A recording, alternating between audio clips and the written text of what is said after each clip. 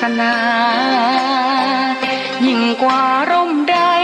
กันแดดไฟฝนลมนาแผ่กิ่งก้านสาขาปกคลุมประชาทุกชีวิตเย็นใดไหนเล่าจะเทียมเท่าเย็นใจพระธรรมที่ทรงตรัสไว้เป็นความจริงใสตรัสไว้ด้วยดีผู้ทำเห็นเองไม่จำกัดการเวลานาทีผิดถูกแก้กันตรงนี้จะไม่มีเรื่องราวก่อกวนพุทธศาสนาเชื่อมมากับเมืองสยามวัดบ้านโรงเรียนเขตคามปฏิบัติตามแม่ยามเรรวนคิดทำสิ่งใดเป็นไปเพื่อประโยชน์ทั้งมวลทำดีละสิ่งยั่วยวนขนึงครวญทางสายกลางชนะในเล่าจะเทียมเท่าชนะตนยิ่งใหญ่ในทุกแห่งหนยิ่งกว่าชนะคนในสงครามไม่มีกลับแพ้ไม่มีเรื่องแย่มาลุกลามประพฤติปฏิบัติตามองค์สัมมาสัมพุทธเจ้า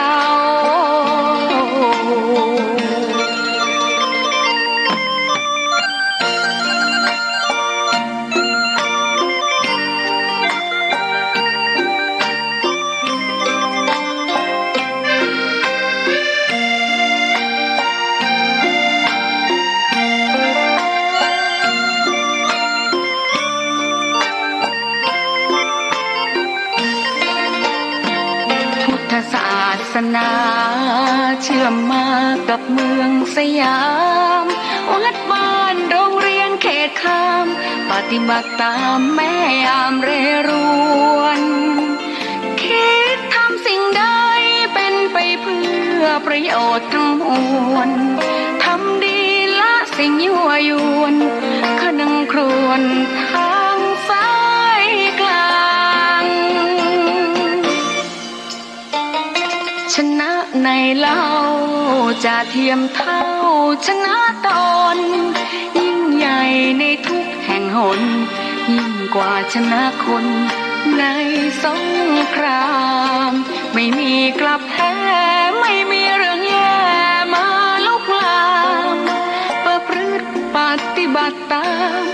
องค์สัมมาสัมพุทธเจ้า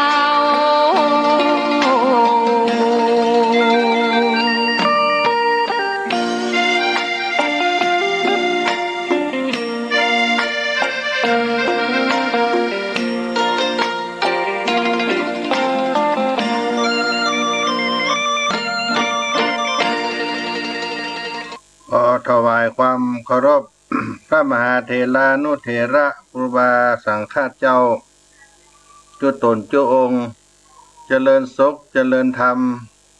พุทธบริษัททั้งหลายป้อออกไม่ออกศรัทธาสาธุชนที่ได้สดับรับฟังธรรมะทางสถานีวิทยุคลื่น FM 104.50 เมกะเฮิรตซ์วัดฝายหินมหาวิทยาลัยเชียงใหม่วันนี้เสียงธรรมพระธรรมจาริกอัตมาภาพท่านพระครูปัญญาสังฆการก็ได้มามาพบกับพ่อแม่พี่น้องศรัทธาสาธุชนทั้งหลายในรายการในช่วงบ่าย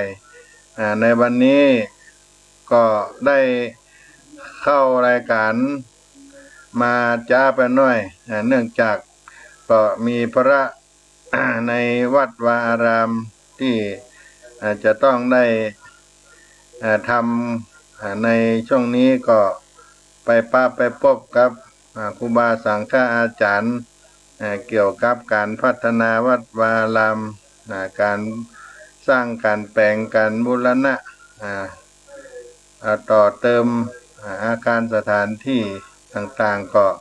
เสร็จภารกิจก็ เข้ามาที่ห้องส่งรายการในเมื่อบ่ายวันนี้ช่วงนี้ฟ้าฝนตกตลอดคืนแต่คืนญาติโยมด้านสาธุชนท่านผู้ฟังที่วัดสลีโสดานี่ ฝนตกตลอดทอดแจ้งควายมาก็มีแสงแดดขึ้นมาให้ความอบอุ่นตลอดตั้งแต่เช้ามาถึงบ่ายนี้ก็คิดว่าคงจะมีน้ำฟ้าสายฝนตกมาอยู่เรื่อยๆเข้าสู่ฤดูกาลของฟ้าฝนแล้วก็ที่เป็นห่วงก็เรื่องพายุเรื่องที่เป็นภัยธรรมชาติหลายที่หลายแห่งก็เกิดลมพัดลมตี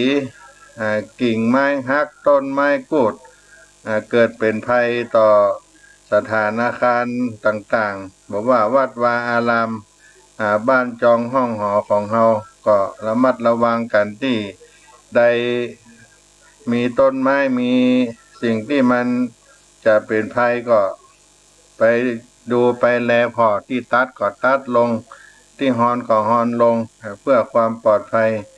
กับอาคารสถานที่วัดศรีโสดานี่ปีนี้บ่ต้นใดปีที่ผ่านมานี่กิ่งไม้ต้นไม้หักก้นลงใส่กุฏิพระเนนก็เป็นธรรมชาติที่เฮาบ่นึกถึงว่ามันจะมีมาแต่ก็เป็นการเตือนให้เฮาได้ระมัดระวังเรื่องฟ้าเรื่องฝนเรื่องลมธรรมชาติก็ฝากพี่น้องท่านทั้งหลายอยู่ตามห้วยตามดอยที่เป็นวัดวาอารามก็คือศรัทธาชาวบ้านมาช่วยกันพอกันคอยตัววันนี้เป็น วันที่ได้มามาพบกับพี่น้องศรัทธาทั้งหลายว่าจะมีสิ่งที่เป็นความรู้เป็นมงคลได้มาฝากมาปั่นให้พี่น้องศรัทธาได้เดินทางไปที่ในเมืองเชียงใหม่ที่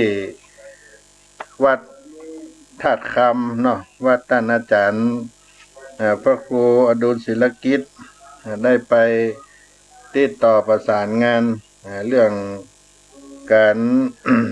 บรรยายความรู้ในด้านภูมิปัญญา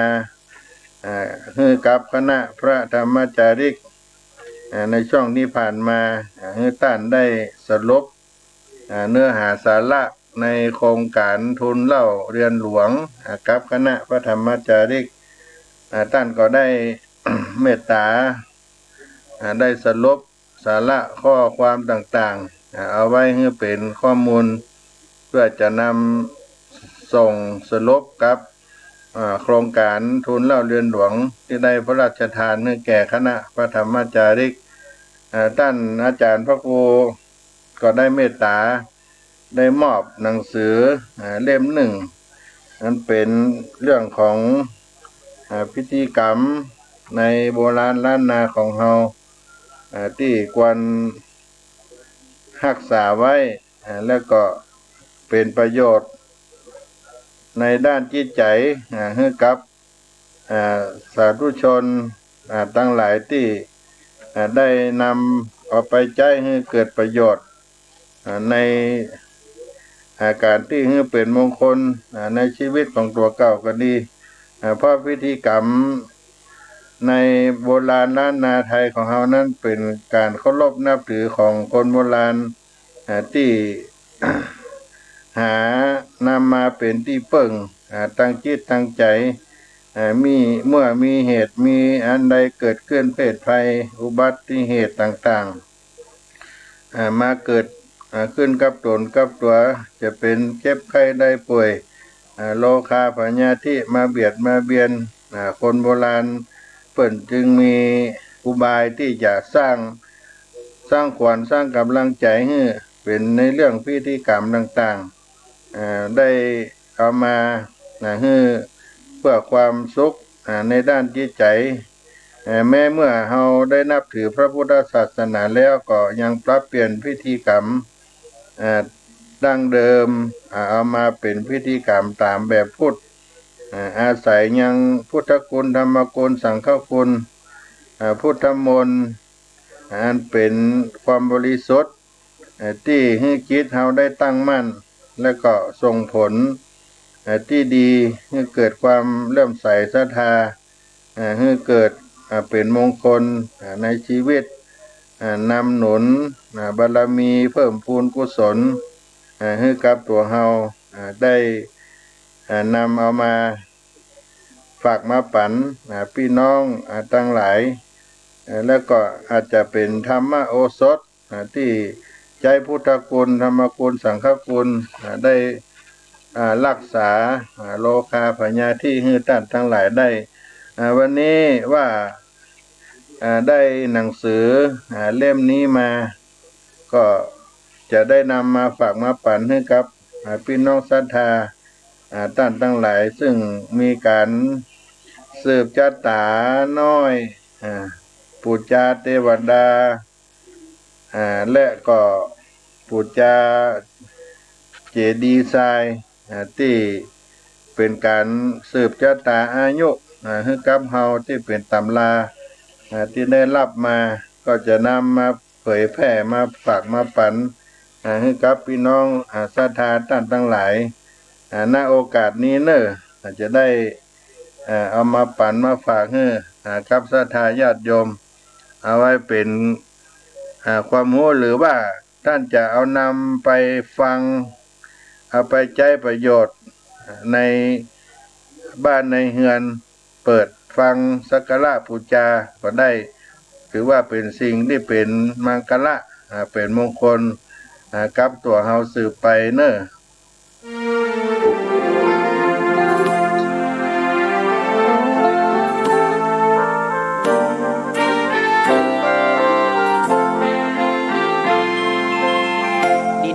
ถิ่นดงธุรกันดารมีนามเรียกขานของศิษย์พระตถาคตผู้ออกเผยแผ่ธรรมะแก่ผู้รชนมิให้มองมนปลดทุกข์ด้วยทางธรรมธรรมจาริกธรรมจาริกธรรมจาริกถึงอยู่กลางป่าหรือว่ายอดดอย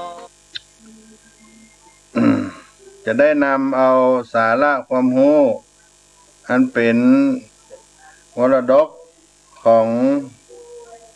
บรรพชนบรรพบุรุษโบราณล้านนาจากหนังสือพิธีกรรมล้านนาของท่านอาจารย์พระครูอดุลศิรกิจ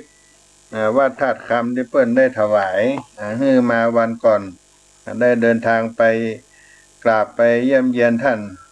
ที่ได้ได้จากไปก็มีพิธีอันหนึ่งญาติโยมพิธีสืบชะตาพิธีสืบชะตาน้อยใจพระสงฆ์รูปเดียวในการที่จะประกอบพิธีสืบชะตาน้อยพระรูปเดียวนั้นจะทำพิธีสืบชะตาน้อยให้จัดไม้กำต้นโพ3 เล่มตรงก้าคิง1 ตัวบอกทราย21บอกน้ำ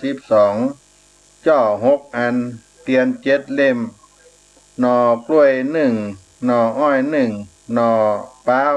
1ขันข้าว3 ขันผ้าห่มพระประธาน1 ผืนนก5 ตัวป่า12 ตัวหอยเต้าอายุนำมาวางไว้ตรงหน้าพระเพื่อมีสายสิญจน์โยงจากพระประธานมาที่บาทน้ำมนต์ตรงหน้าพระสงฆ์ทำพิธีแล้วก็จะเริ่มประกอบพิธีไหว้พระสมาทานศีลอาจารย์คัตสเกเจิญเทวดาพระสงฆ์ก็จะสวดหรือว่าเจริญพระพุทธมนต์เป็นพิธีกรรมสืบชะตาน้อยใจพระสงฆ์รูปเดียว ในบทสวดนั้นก็จะขึ้นสักเกแล้วก็จะสวดโดยที่ใช้พระอาจารย์คัดสักเกก่อนแล้วก็พระสงฆ์ก็จะได้เจริญพระพุทธมนต์ณโอกาสนี้จะได้นำเอาบทเจริญพุทธมนต์บทสวดเอามาให้กับท่านผู้ฟังทั้งหลายได้สดับรับฟังเน้อสักเกกาเมจะรูเปกิลิสิกาลาตาเตจันตาลิเขวิมาเนติเปรเตจักกเมตารุวันนากาเนเกหาวัตุมิเขเตภูมิธาตัญโยจตุโลกาปาลราชาญมราชาอินโตเวสสุวรรณราชาอลิญาเมตตโยโปธิสัตตาวกาตัญโยอลิญะสาวกาจาปุถุชนะกันละญาณาจะสัมมาทิฏฐิเยวะปุเทปัสสันนาธัมเมปัสสันนาสังเฆปัสสันนาพุทเทสักกลวาธัมเมสักกลวาสังเฆสักกลวาอิโตฐานะโตญาวะปลัมปลาอิมัสสมิงโสจักกะวะเลโสเทวตายังมุนิวะละวัจนังสาทโวโนสุลานันโตนะโมตัสสะภะคะวะโตอะระหะโตสัมมาสัมพุทธัสสะนะโมตัสสะภะคะวะโตอะระหะโตสัมมาสัมพุทธัสสะนะโมตัสสะภะคะวะโต อะระหะโตสัมมาสัมพุทธัสสะพุทธังสรณังกัจฉามิธัมมังสรณังกัจฉามิสังฆังสรณังกัจฉามิตุติยัมปิพุทธังสรณังกัจฉามิตุติยัมปิธัมมังสารนังกัจฉามิตุติยัมปิสังฆังสารนังกัจฉามิตาติยัมปิพุทธังสารนังกัจฉามิตาติยัมปิธัมมังสารนังกัจฉามิตาติยัมปิสังฆังสารนังกัจฉามิพุทธังชีวิตังยาวานิปานังสารนังกัจฉามิธัมมังชีวิตังยาวานิปานังสารนังกัจฉามิสังฆังชีวิตังยาวานิปานังสารนังกัจฉามิตุติยัมปิพุทธังชีวิตังยาวานิปานังสารนังกัจฉามิตุติยัมปิธัมมังชีวิตังยาวานิปานังสารนังกัจฉามิตาติตุติยัมปิสังฆังชีวิตังยาวานิปานังสารนังกัจฉามิตาติยัมปิพุทธังชีวิตังยาวานิปานังสารนังกัจฉามิตาติยัมปิธัมมังชีวิตังยาวานิปานังสารนังกัจฉามิตาติยัมปิสังฆังชีวิตังยาวานิปานังสารนังกัจฉามิปัญจมาเลจิโนนาโถปัตโตสัมโพธิมุตตมังจตุสัจจังปะกาเสสีธรรมจักกังปวัตตัญญิเอเตนะสัจจวัจเจนะโหตุเตจัญญมังกาลังอาทิอิมัสสมิงกาเยเกสาโลมานะขาตันตาตะโจมังสังนะหารูอาทิมินจังวะกังหัตตัญญังยะกะนังกิโลมากังวิหะกังปะภาสังอันตังอันตะกุนังอุตะลิยังกาลิสังปิตังเสมหังกุโปโลหิตังเสโตเมโตอาสุวาสาเคโล สังฆานิกาลสิกามุตตังมัตตะเกมัตตาลุงกันติตัวติงสากาลังนิติตังฮิลิโอตาปาสัมปันนาสุขธรรมาสมาหิตาสันโตสัพพุลิสาโลเกเตวะธรรมาติวุจจเลสันติปะขาอปัตตนาสันติปัตตาอาวันจันนามาตาปิตาจันนิขันตาจาตาเวตังปฏิกัมมาพุทโธมังกละสัมพุทโธสัมพุทโธติปัตตุตมโมพุทธมังกละมากัมมาสัพพะโตขาปมุญจเลธัมโมมังกละสัมพุทโธกัมพิโลตุตัสโสอนุงธัมมะมังกละมากัมมะสัพพะปัญญาปมุญจเลสังโฆมังกละสัมพุทโธตักขินายโยอนุตตโรสังฆมังกละมากัมมะสัพพะโลกาปมุญจเลอินตาจาตาเทวะจาตา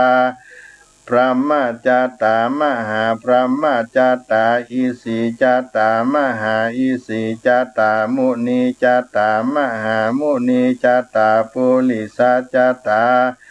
มหาปุริสาจาตาจักรวติจาตามหาจักรวติจาตาพุทธจาตาปัจเจกพุทธจาตาอรหันตาจาตาสัพพสิทธิวิจาธารนังจาตาสัพพโลกาจาลิญาณังจาตาสัพพโลกาธิปติญาณังจาตาเอเตนะสัจจาวาเจนะตุยหังสุวัติโหนโตตุยหังสวหายะนะโมพุทธัสสะนะโมธัมมัสสะนะโมสังคัสสะไสยะจิตังโหโลสวหายะอินตาจาตาเทวจาตาพระมจาตามหาพระมจาตาอิสิจาตามหาอิสิจาตามุนีจาตามหามุนีจาตาปุริสาจาตามหาปุริสาจาตาจักรวติจาตามหาจักรวติจาตาพุทธจาตาปัจเจกพุทธจาตาอรหันตาจาตาสัพพสิทธิวิจาธารนังสัพพะโลกาจาลิญาณังจาตาสัพพะโลกาติปติญาณังจาตาเอเตนะสัจจวัจเจนะตุยหังสุวัติโหนโตตุยหังสวหายะนะโมพุทธัสสะนะโมธัมมัสสะนะโมสังคัสสะไสยะจิตังหูลูสวหายะอินตาจาตาเทวจาตาพระมจาตามหาพระมจาตาอิสิจาตามหาอิสิจาตามุนีจาตามหามุนีจาตาปุริสาจาตามหาปุริสาจาตาจักรวติจาตามหาจักรวติจาตาพุทธจาตาปัจเจกพุทธจาตาอรหันตาจาตาสัพพสิทธิวิจาธารนังสาจาตาสัพพโลกาจาลิญาณังจาตาสัพพโลกาธิปติญาณังจาตาเอเตนะสัจจาวาเจนะตุยหังสุวัติโหนโตตุยหังสวหายะนะโมพุทธัสสะนะโมธัมมัสสะนะโมสังคัสสะไสยะทิตังโหโลสวหายะอาทิอุณหัสสะวิจัยโยธัมโมโลเกอนุตตโรสัพพสัตตาหิตัฏฐาญาตังตวังกันหาหิเตวะเตปาลิวัจเจลาจาดันเดอามาโนเสหิปาวะเกปัญญเกนะเกวิเสภูเตอากาละมาลาเนนะจัสสะปัสสะมามาลานามุตโตทาเปตวกาลามาลิตังตัสเสวานุภาเวนะโหตุเตโวสุขีสัตตาสุทธสีลังสัมมาตาญะธัมมังสุจาริตังจะเลตัสเสวะอนุภาเวนะโหตุเตโวสุขีสัตตาลิขิตัง จินติตังปุจจังทาละนางวัจจานังกาลงปาเลสังเตสานังสุตวตัสสายุปวัฏติอาทิอุณหัสสาวิจายโยธัมโมโลเกอนุตตโรสัพพะสัตตาหิตาถาญะตังตวงกันหาหิเตวะเตปลิวะเจลาจาตันเดอมนุเสหิปาวะเกปัญญเกนะเกวิเสภูเตอากาละมะลเนนะจะสัพพะสมามะลนามุตโตทาเปตัวกาลามะริตังตาเสวะอนุภาเวนะโหตุเตโวสุขิสัตตาสุทธสีลังสมาตาญะธัมมังสุจาริตังจาเลตัสเสวานุภาเวนะโหตุเตโวสุขิสัตตาลิขิตังจินติตังปุจจังทาละนังวัจจันนังกาลงปาเลสังเตสันนังสุตวตัสสายุปวัฏติอธิอุณนัสสาวิจโยธัมโมโลเกอนุตตโลสัพพะสัตตาหิตาถาญะตังตวังกันหาหิเตวะเตปลิวะเจลาจตันเดอามานุเสหิปาวะเกปัญญเกนะเกวิเสภูเตอากาลามัลละเนนะจะสัพพัสสมมามัลลนามุตโต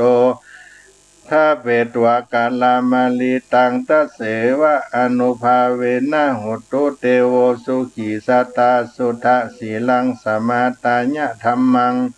สุจาริตังจาเลตัสเสวะอนุภาเวนะโหตุเตโวสุขีสัตตาลิขิตังจินติตังปุจจังทาลานังวะจันนังกาลงปาเลสังเตสันนังสุตวตัสสะ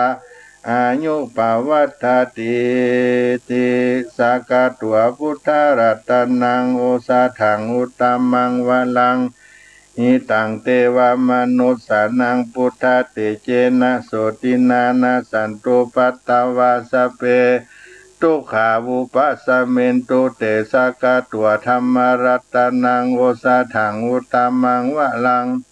ปาลิลาหูปัสสะมานังธรรมะเตเจนะโสตินานาสันตุปัตตวาสเปพะญาวุปัสสะเมนตุเตสักตัวสังฆรัตนังโอสาถังอุตตมังวลังอาหุนายังปะหุนายังสังฆเตเจนะโสตินานาสันตุปัตตวาสเปโลกาวุปัสสะเมนตุเตเภสัจจังเทวมนุสสานังกาตุกังเตติกังลาสังอัมพิลังลาวานันเจวะสัพพะพญาทีวินัสสันตุเอกาตาติวิจาตุปัญจชาสตาตินังตาถาญาวาตุขาวินัสสันตุจีวิตานังตาตันตุเตจีวิตานังตาตันตัสสายุวันนังสุขังปาลังจีวิตานานุภาเวนะโหตุเตโวสุขีสัตตาจีวิตานังจายโยตัตัวโอสาถังอุตตมังวะลังสาลีลังทุกขังนาเสติเภสัจจังตานามุตตมังตัสสะมากาลายากัลยานังนิจจายังสัมปาลายานังปุญญานิปัลลโลกัสสมิงปาติทาหุนติปานินังอิมินาจีวิตาเนนะตุมหากังกิงภาวิสติติขายุกาสตาหุนตุสุขิตาหุนตุสัพพตาโยโสตตาติสกัจจังศีละวันเตโสตาติโสนานาตานังวะลังตาตัวจีวิตานังมหัปปะลังเอวังมหิติกาเอสาญาติตังปุญญาสัมปตาตัสสะมาติลาภสังสันติปันนิตากตาปุญญาตันติอาทิอุณัสสวิจัยโยนิติโตมหากาลุนิโกนาโทหิตาญาสัพพปานินังโปเลตวปาลามิสัพพปะโตสัมโพธิมุตตมังเอเตนะสัจจาวาเจนะโหตุเตจัยญามังคะลังจัญญันโตโพธิญามุเลสักกายานังนันทิวัตโนเอวังตวังวิจัยโยหิจัยญาสุจัยญามังคะเลอปาลาจิตาปันลังเก สีเสปัตตาวิโปกะเลอภิเสเกสัพพะพุทธานังอากาปโตปโมตติสุนักตังสุมังคลังสุปาภาตังสุหุติตังสุขันโนสุมุหุโตจะสุญญถังพระมจาริสุปัตตกินังกายกัมมังวาจากัมมังปัตตกินังปัตตกินังมโนกัมมังปณิทิเตปัตตกินาปัตตกินานิกัตวนะลาพันตเถปัตตกิเนโสอัฏฐลัทโทสุกิโตวิลุลลาโหพุทธศาสเนอโรโกโสกิโตโหหิสหสเปหิญาติภิสาอัฏฐลัทธาสุกิตาวิลุลลาหาพุทธศาสเนอาโลกาสุกิตาโหหิสหสเปหิญาติภิเตอัฏฐลัทธาสุกิตาวิลุลลาหาพุทธศาสเนอโรกาสุกิตาโหทัสสะหาสัพเปหิญาติภินาทิเมสารนังอัญญังพุทโธเมสารนังวาลังเอเตนะสัจจวเจนะโหตุเตจัญญมังกัลลังนาทิเมสารนังอัญญังธัมโมเมสารนังวาลังเอเตนะสัจจวเจนะโหตุเตจัญญมังกัลลังนาทิเมสารนังอัญญังธัมโมเมสารนังวาลังเอเตนะสัจจวเจนะโหตุเตจัญญมังกาลังยังกินจิรัตานังโลเกวิจติวิวิตังพุทธะพุทโธรัตานังพุทธะสมังนาทิตัสสะมาโสทิภวันตุเตยังกินจิรัตานังโลเกวิจติวิวิทังปุตโตรัตานังธรรมะสมังนาติตัสสะมาโสทิภวันตุเตยังกินจิรัตานังโลเกวิจติวิวิทังปุตโตรัตานังสังฆสมังนาติตัสสะมาโสทิภวันตุเตสัพพะพุทธานุภาเวนะสัพพะธัมมานุภาเวนะสัพพะสังฆานุภาเวนะพุทธรัตานังธัมมารัตานังสังฆารัตานังตินังรัตานานังอนุภาเวนะจตุลาสีติสหัสสะธัมมาขันธานุภาเวนะปิตากัตตยานุภาเวนะจินนะสาวกานุภาเวนะสัพเพเตโลกาสัพเพเตปัญญาสัพเพเตอันตารายาสัพเพเตอุปัตตวาสัพเพเตตุนิมิตาสัพเพเตอวามังคลาวินาสันตุอัญญวัฏโกธนวัฏโกสิลิวัฏโกญาสวัฏโกภาลวัฏโกวันนาวัฏโกสุขวัฏโกโหตุสัพพตาทุกขโลกาพญาเวลาโสกาสตุจุปัตตวานิกาอันตรายาปิวินัสสันโตจเตจะสัจจญาสิทธิธานังลาพังโสธีภาการยังสุขังปลังสิริอายุจวันโนจะโภกังวุธิจัญญสวาสัตตวาสาจายุจาจิวาสิทธิภวันตุเตภวตุสัพพมังคลังละขันตุสัพพเทวตาสัพพพุทธานุภาเวนะสัตตาโสธีภวันตุเตภวตุสัพพมังคลังละขันตุสัพพเทวตาสัพพธัมมานุภาเวนะสัตตาโสธีภวันตุเตภวตุสัพพมังคลังละขันตุสัพพเทวตาสัพพสังฆานุภาเวนะสัตตาโสธีภวันตุเตสัพพิติโยวิวัจจันตุสัพพโรโควินัสสตุมาเตภวัตวันตาลายโยสุขีติขายุโกภวาวิวัฒนาสีลิสานิจังวุธาปัจจายิโนจัตตาโลธรรมาวัตันติอายุวันโนสุขังปะลังสุโขพุทธานังอุปาโตสุขาสัทธัมมเตสนาสุขาสังคาสาสามัคคีสัมมากันังตาโปสุโขคติโยเสโทจันเนตัสสมิงเยโกตาปติชายิโนวิจาจารณาสัมปันโนโสเสโทจันเนตัสสมิงเยโกตาปติชายิโนวิจาจารณาสัมปันโนโสเสโทเทวามนุเสติวาตาปติอาติโจรติมาภ ปฏิจันติมาสันนโทคัตติโยตปฏิชายิตปฏิพัมมโนอัตถสัพพะมโหรตังพุทโธตปฏิเตจาสาโลกัญญาปัลละมาลาภาสันตุติปัลละมังทะนังวิสาสะปัลละมาญาตินิปานังปัลละมังสุขังบทสวดสืบชะตาน้อยก็จบลงเสร็จแล้วก็มัดมือพรมน้ำมนต์ก็เป็นเสร็จพิธีในพิธีการสืบชะตาน้อยใจผ้ารูปเดียวเป็นพิธีที่ให้กำลังใจแก่ครับเจ้าภาพเจ้าศรัทธาได้นำเอามาฝากมาปันพี่น้องศรัทธาท่านทั้งหลายในช่วงรายการเสียงธรรมพระธรรมจาริกวัดสลีโสดาพระอารามหลวงในตอนบ่ายในวันนี้ก็ให้ได้เกิดเป็นประโยชน์ครับพี่น้องศรัทธาท่านทั้งหลายสืบไปและต่อไปก็จะ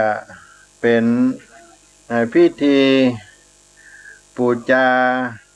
เจดีย์ทรายกู้อายุได้นำมาปั่นมาฝากพี่น้องศรัทธาท่านทั้งหลายการว่าจักแปลงเจดีย์ทรายสืบอายุเฮือแปลงหลังหลวงไว้ต่ำกลางสูง3 ศอกหลังน้อยเต้าอายุแวดภายนอกมีตรงก้าคิงยาวเต้าตัวตรงก้าคิงนั้นยาวเต้าตัวจ่อ1ตัวจ่อ1เต้าอายุ4 สายตะก้าคิงยาวเต้าตัวเส้น1และเตียนก้าคิงยาวเต้าตัว1 เล่มและ4 สายเต้าอายุดอกใบเต้าอายุดอกไม้เต้าอายุหอยเต้าอายุป่าเต้าอายุกันแล้วฮื้อปล่อยมีควักเข้าโภชนะอาหารกล้วยอ้อยหมักปูเมี่ยงยากีฬาหน้าปัจจัยแต่ญาตานตังมวลตั้งไว้ตีนเจดีย์กู้หลังแล้วฮื้อโอกาสปูจาหน้ามหาธาตุหยาดน้ำหมายตานพระพาธนาเอาอายุวันนะสุขภละเตะกามโอกาสปูจาเจดีย์ทรายกู้อายุดังนี้โยสันนิสินโนวัลละโพธิโมเลมาลังสะเสนังมหัตติวิจัยโยสัมโพธิมากันจริงอนันตัญญาโนโลกุตโมตังปนามามิปุตังเตรัตตานัตตยังอายันตุโคนโตรัตตาเทวะสังฆโยอินตาติเทวาภูมาจะนาคาจะอินโตจะพรหมาจะตุโลกาปาลาธรณีจะคุตตาสิลิมาพิธานาอาวาสาลคา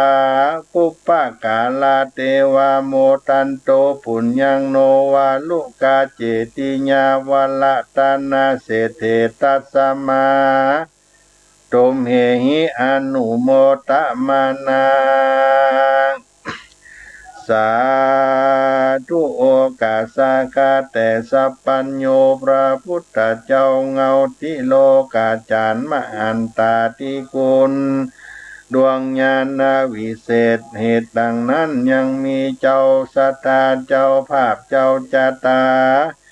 ก็มาถลงพญาธิโลกามากนักจริงจักมาลำเปิงหาที่อันจักบำบัดทัดเสียยังภาวาปาลาวะโศกาอันนี้หาจักอันใดเป็นที่จังที่เปิ้งบ่ได้ก็จริงลำเปิงเถิงคุณพระรัตนตรัยแก้วเจ้า3 ประการว่าเป็นที่เปิ้งแก่ตนแต่ดีลีจริงมีเจดีย์ทรายสัพพะตานต่างหลายมวลมากและว่าอันจริงจังใดพร้อมเพียงกันสร้างแปลงเจดีย์ทรายหลวง และเจติญะสายกู้ปีเต้าอายุก็ดีมาทะปันนาตั้งไว้ที่ไกลสมุขขีทานสองหน้าพระเกี่ยวเจ้าตั้งสามพระการและมหาเจติญาธาตุเจ้ามหาเจติญาธาตุเจ้าเพื่อถวายทานแก่ตีรัตนะเกี่ยวเจ้าสามพระการและพระมหาจีนาถเจ้าเพื่อเฮือเป็นมหาวาลุกะเจดีไซทะลาบเสียง7 วันกันเมียน7 วันจุ่งจักเฮือกายเป็นหินเป็นทรายดังเก่าแต่ดีเลภาการหนึ่งก็ได้น้อมนำมายังตานะวัตถุตั้งหลายหมายมีข้าวตอกดอกไม้โภชนะอาหารและผัดที่กู้ปีสีสายเต้าอายุและสีสายเต้าคิงเส้นหนึ่งจ่อกู้อายุตรงก้าคิงผืนหนึ่งเตียนก้าคิงเล่มหนึ่งป่ากู้หนึ่งหอยกู้หนึ่งมาทะถวายปัณนาถวายสักการะพระแก้วเจ้าสามพระการและพระมหาจินธาตุเจ้าแต่ดีลีขอพระพุทธเจ้าและมหาธาตุเจ้าจุวละองค์จงมีธรรมเมตตาไหวนากรุณาอนุกาหาปฏิกาหากาลับเอายังวาโลกาเจติยังตั้งหลายเต้าอายุและสัพพะปุจโจปกาลนาพิธานตั้งหลายมนต์ฝูงนิสัยเพื่อเฮือหายเสียยังพญาธิโลกานมาบังเกิดกับตนตัวเจ้ามูลสธาอันเป็นเจ้าภาพเจ้าจาตาดังนี้แล้วจุ่งฮือหลำงับกับหายเสียยังพญาธิโลกาตั้งมวลไปในวันนี้ยามนี้เที่ยงแต่ดีลีโดยดังผู้คาจังโอกาสเวนตามภาษามคตบาลีว่าสาธุโอกาสมะยังพันเตอุปาสกาอุปาสิกามูลสัทธาสามานะสันตาหูตัวอิมานิวาลุกาเจติญะปุปังกตัวอาภินนังวากาตะกัมมานินานาวิทาวิจิตระอาติมนุญญารูปัตตสานิยานิยะปายุตตาติคุณายุตตัสสะสัมมาสัมพุทธัสสะจินาปันนะธาตุสัญญาวัตตัสสะติวัฏังติไถโยอิมานิจุลาตัจจกาจญะปะกาตานิอายุปามานิอิมานิสุตตาอัตตาปิปาลิปามานานิสัพพัญญูตาติกุณายุตตาสัมมาสัมพุทธัสสะสกัดจังสกัดจังเตมะปูเจมาคือว่า3 ตีกรรมโอกาสนี้แล้วก็หยาดน้ำอีตังโนวาลูกะเจติยังปฏิปตานังสัพพะปุจโจปกลนะตานังอเภจาสาธารณะสัพพะโลกิญะโลกุตละสัพพะสัมปตินังอรหันตามกาญาระนาตินังปาลิโยสานังนิปานะปัจจโยโอตุโนตั้งแต่วันนี้ยามนี้ไปนาขอฮือมูลสัทธาผู้เป็นเจ้าจาตาเจ้าเสือเจ้าพาได้อยู่ดีกินดีมีตีคาอายุมันยืนยาวอยู่วุฒิจำเริญฮือใดกำจูดูยังเวลาพุทธศาสนา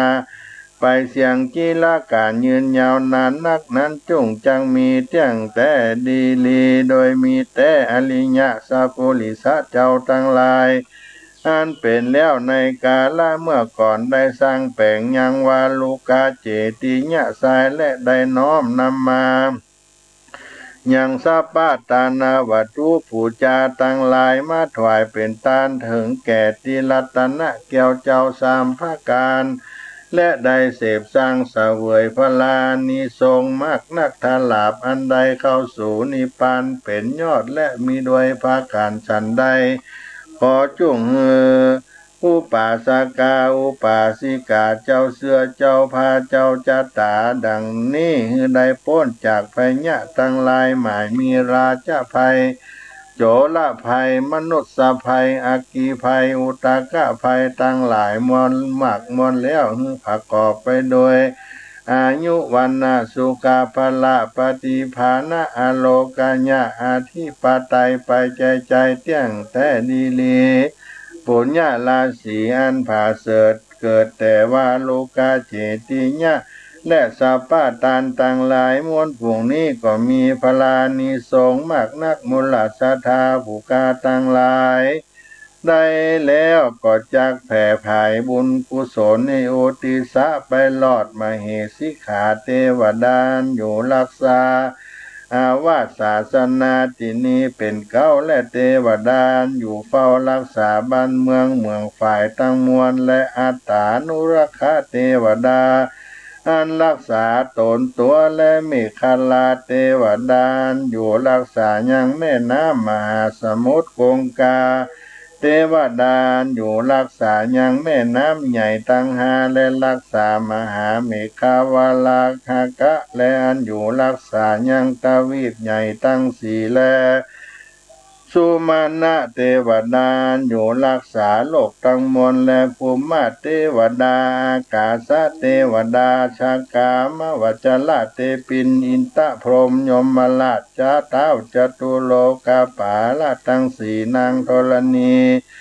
สิริกุตามาตเทวดาพญาข้อเจ้าตั้ง8อันเตียวพัดแวดไปมาในตวาตสามันดาปละราศีปีเดือน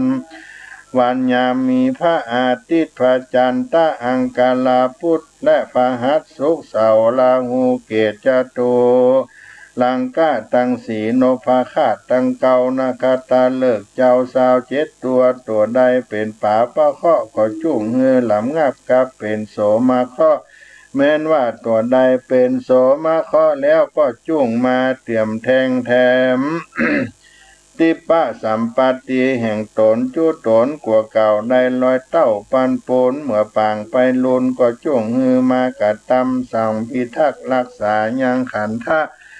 สันตาละตนตัวแห่งเจ้ามูลาสตาอุปาสกะอุปาสิกาเจ้าจาตาเจ้าเสือเจ้าพานิแลมหามูลศรัทธาตั้งหลายได้ปล่อยเพิกพ้นเสียยังไพญะอุปัตตวะกังวลโอนตะลายข้อปีข้อเดือนข้อวันข้อยำข้อนามตามไตข้อเจ็บข้อไม่ข้อไข้ข้อหนาวแล้วได้อยู่ดีกินดีมีสลีตีคาอายุมันยืนยาวพุทธิจำเริญกัมจูปูจาวลาพุทธศาสนาไปใจเสียงกีฬาการยืนยาวนานนักนั้นจุ่งจักมีเที่ยงแต่ดีลีแดเตก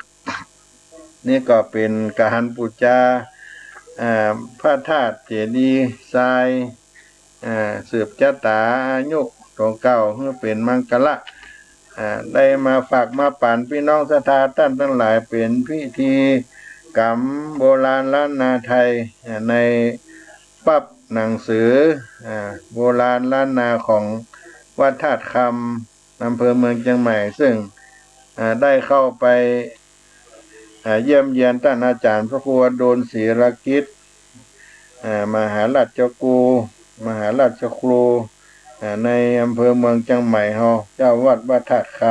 ำเจ้าคณะตำบลหายาเปิ้นได้มอบได้ปันในโอกาสที่เปิ้นได้ทำหนังสือนี้เมื่ออายุครบ65 ปีในปี2562ได้นำเอามาถวายให้แก่อาตมาภาพก็ได้นำมาเผยแพร่ฝากปันพี่น้องศรัทธาในช่วงนี้ก็อาจจะเป็นพลังจิตพลังใจให้ทุกท่านได้นอบน้อมกราบไหว้คุณพระรัตนตรัยในช่วงโรคระบาดจะได้มีพละกำลังจิตกำลังใจให้เราได้มีความเข้มแข็งช่วยเหลือชาติบ้านเมืองต่อสู้ให้ได้รอดได้พ้นจากภัยโลคาพยาธินี่ให้หมดเสี่ยงไปด้วยบุญกุศลได้กินได้ทานได้สร้างได้สักการะบูชาให้เป็นมงคลในชีวิตสืบไปหน้าในบ่ายวันนี้ก็ได้เดินทางรายการมาก็ ก็หมดเวลาใน